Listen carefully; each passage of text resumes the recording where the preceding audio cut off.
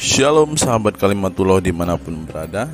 Apa kabar sahabat semuanya? Saya berharap kita semua ada dalam keadaan sehat dan selalu di dalam perlindungan Tuhan kita Yesus Kristus.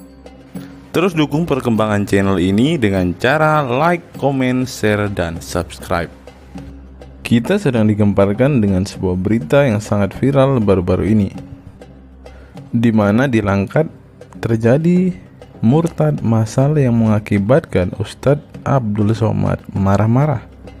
Akhirnya keluarlah sebuah perkataan bahwa darah orang yang murtad halal hukumnya, penggal leher mereka orang yang murtad.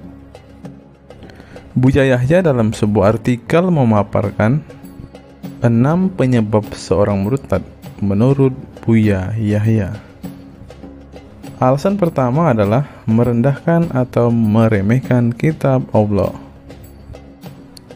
Sebenarnya mereka murtad bukanlah karena merendahkan atau meremehkan kitab Allah, karena memang ada ayat-ayat Al-Quran yang kalau dipikir dengan logika sangat menggelitik dan bahkan kontroversi.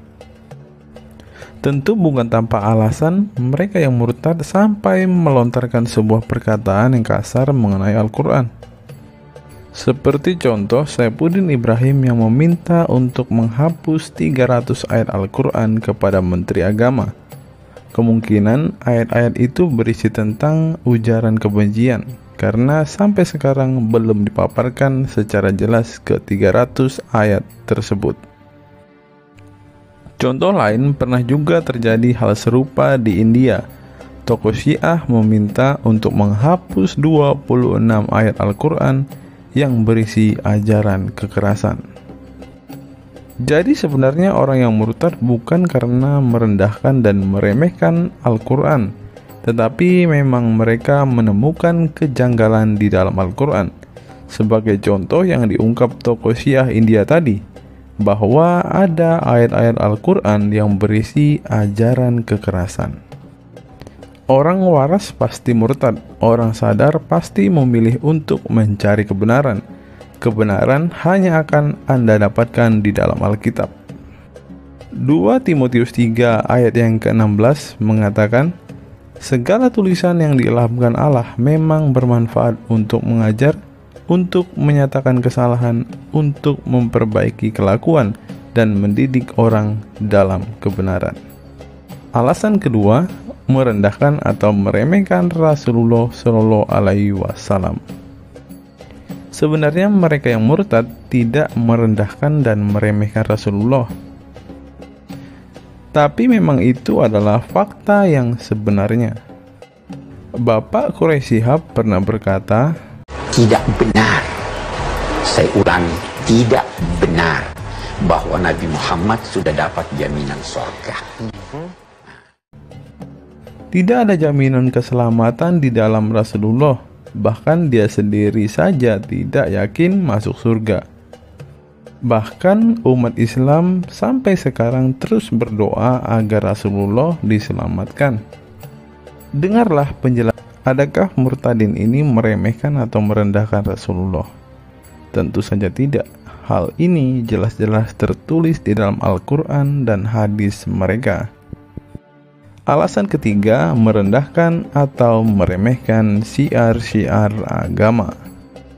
Bagaimana jika syiarnya hanya kekerasan dan provokasi? Alasan yang keempat, merendahkan atau meremehkan hukum-hukum agama Allah. Bukan merendahkan dan meremehkan sebenarnya. Tapi kalau hukumnya semengerikan ini, masih mau bertahan dengan hukum yang tidak berkeprimanusiaan ini? Alasan yang kelima, meremehkan janji Allah SWT. Allah punya janji apa? Janji jaminan surga? Emang pasti masuk. Saya pribadi menolak jika Allah berjanji memberikan surga cabulullah seperti itu. Alasan yang keenam, meremehkan ancaman-ancaman Allah. Apa? Allah mengancam? Sejahat itu ke Allah? Siapa yang murtad akan dipenggal kepalanya, kata Allah. Ketika sesuatu yang kita imani mengancam kita dengan kekerasan agar kita tetap beriman kepadanya, tinggalkan itu.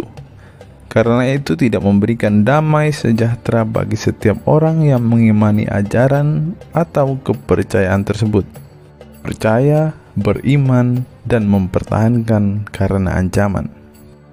Alkitab berkata, Yohanes 14 ayat yang ke-7 berkata, damai sejahtera ku tinggalkan bagimu, damai sejahtera ku berikan kepadamu, dan apa yang kuberikan tidak seperti yang diberikan oleh dunia kepadamu.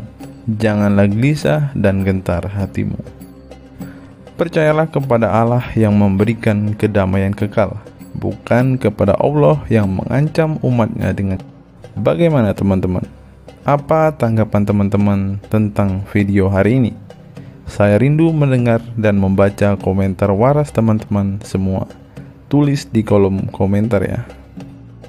Sekian video saya hari ini. Kiranya video hari ini bisa memberikan pengetahuan baru bagi kita semua.